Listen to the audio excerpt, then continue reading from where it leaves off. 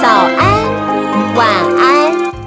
太阳公公升起，阿光对着太阳公公说：“早安。”爸爸和妈妈准备了一桌热腾腾的早餐，跟大家说：“早安。”爷爷奶奶在客厅泡茶聊天，妹妹也一起来吃早餐了，跟大家说：“早安。”和爷爷奶奶去散步，遇到认识的好朋友，有礼貌地说：“早安，早安。”经过了一整天，天色渐渐变黑了。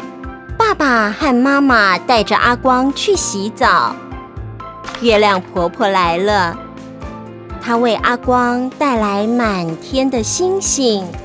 阿光盖上棉被，合上眼睛，说：“晚安。”太好了，故事读完了。小朋友，你想要分享故事给你的哪个家人？妈妈把卡片拿给家人看，说说故事吧。